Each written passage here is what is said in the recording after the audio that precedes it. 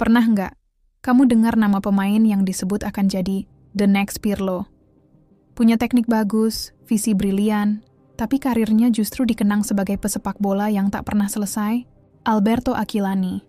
Bagi sebagian orang, dia cuma gelandang yang gagal di Inggris, bermain untuk Liverpool. Namun bagi pecinta sepak bola Italia tahun 2000-an, dia adalah pemain yang terlalu sering cedera, dan mereka yang benar-benar menyaksikan Aquilani di masa mudanya. Aquilani adalah harapan besar sepak bola Italia yang patah di tengah jalan. Bayangkan, seorang anak dari Roma, dibesarkan oleh klub kota kelahirannya, diprediksi akan jadi masa depan, lini tengah Italia, dipanggil ke timnas Italia. Sejak usia muda, lalu dibeli Liverpool sebagai penerus Steven Gerrard. Semua nasib baiknya ada di tangannya. Tapi satu hal yang tak pernah bisa dia kendalikan, tubuhnya sendiri yang sering dilanda cedera.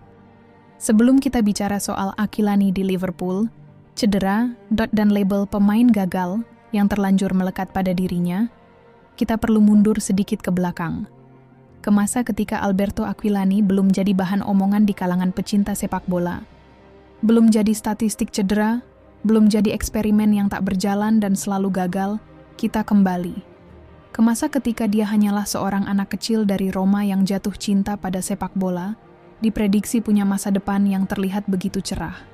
Karena untuk memahami kenapa karir Aquilani terasa menyakitkan, kita harus melihat dulu betapa indah dan menjanjikannya di awal cerita ini.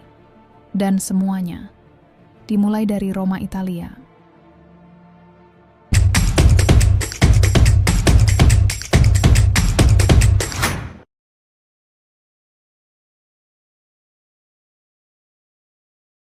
Alberto Aquilani lahir di Roma pada tahun 1984.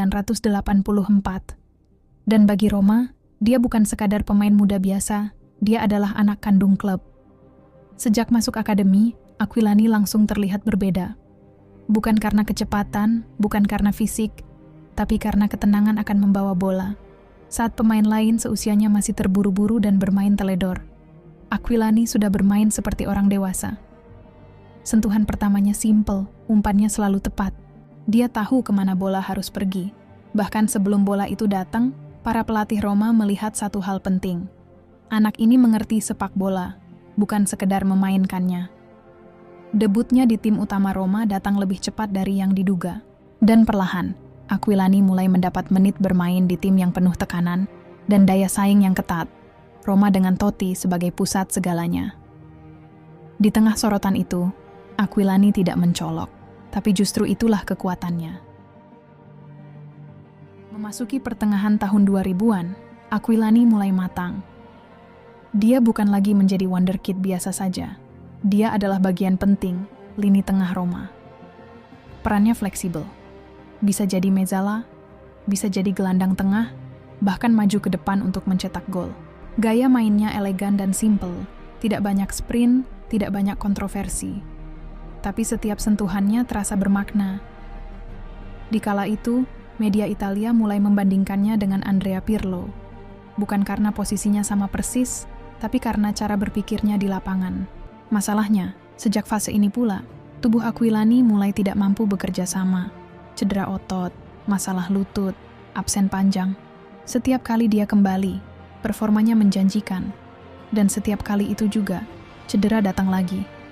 Karirnya mulai seperti grafik naik turun tanpa pernah benar-benar stabil. Tahun 2009, Liverpool datang dengan tawaran besar. Dia didatangkan dari Roma sebesar 20 juta euro. Harga mahal, ekspektasi tinggi. Aquilani dibeli bukan sebagai pelapis, tapi sebagai investasi masa depan Liverpool. Penerus Steven Gerrard, otak baru lini tengah di Anfield. Tapi inilah ironi terbesarnya. Alberto Aquilani tiba di Liverpool dalam kondisi cedera. Premier League bukan liga yang untuk coba-coba. Media Inggris tidak mengenal konteks. Yang mereka lihat hanya satu hal. Pemain mahal yang gagal total. Bulan demi bulan berlalu. Tekanan semakin besar. Dan saat Aquilani akhirnya turun ke lapangan, dia bermain dengan beban di pundaknya. Ada momen-momen di mana kualitasnya terlihat jelas. Umpan terobosan akurat. Kontrol bola yang tenang. Visi yang jarang dimiliki gelandang Inggris kala itu. Tapi tempo Premier League terlalu kejam, sangat cepat. Beda dengan permainan bola di Italia, tubuh Aquilani tidak pernah benar-benar siap. Sedikit salah posisi, benturan keras, dan tubuhnya kembali menyerah. Bagi fans Liverpool, Aquilani perlahan berubah dari harapan menjadi simbol pemain yang gagal total.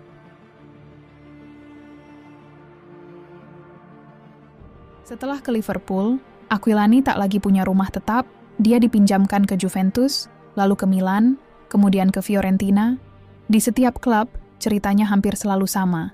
Awal yang menjanjikan, permainan simpel dan rapi, pujian pelatih. Lalu cedera, kehilangan tempat di starting utama, dan sistem yang tak cocok bagi Aquilani. Di Fiorentina, Aquilani sempat menemukan kembali jati dirinya. Bermain lebih dalam, lebih bebas, lebih tenang, dia kembali menikmati sepak bola. Tapi pada titik ini, narasi tentang dirinya sudah berubah. Dia bukan lagi the next Pirlo. Dia adalah pemain yang nyaris mendekati Pirlo. Aquilani membela Italia. Dia tampil di turnamen besar. Dia punya waktu bermain, namun dia tak pernah menjadi tokoh utama. Bukan karena kualitasnya kurang, tapi karena dia selalu datang ke turnamen, tanpa momentum klub yang stabil. Dalam timnas Italia yang penuh persaingan, konsistensi adalah segalanya. Dan itu satu hal yang selalu luput dari Aquilani. Bayangkan saja Italia tahun 2000-an diisi sejumlah bintang dan Aquilani sangat terlupakan. Alberto Aquilani pensiun tanpa sorotan besar, tanpa perpisahan megah, tapi warisannya tetap ada. Dia adalah pengingat bahwa bakat saja tidak menjamin kesuksesan. Karir bisa hancur bukan karena salah pilihan, tapi karena tubuh yang tak pernah sepenuhnya mendukung mimpinya, karena sering cedera.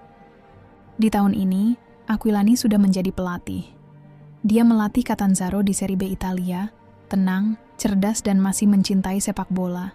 Mungkin, di pinggir lapangan, dia akhirnya menemukan peran yang dulu tak pernah bisa dia jalani sepenuhnya, sebagai pemain sepak bola. Alberto Aquilani mungkin tidak pernah jadi legenda besar. Tapi kisahnya bisa jadi pelajaran, bahwa sepak bola tidak hanya adu skill, bakat mumpuni namun ketahanan tubuh juga. Sekarang giliran kamu. Menurutmu, apakah Aquilani adalah pemain underrated? Atau memang takdirnya berhenti di tengah jalan? Tulis pendapatmu di kolom komentar ya. Jangan lupa like, subscribe, dan share video ini ke teman kamu ya. Sampai jumpa di video selanjutnya. See you.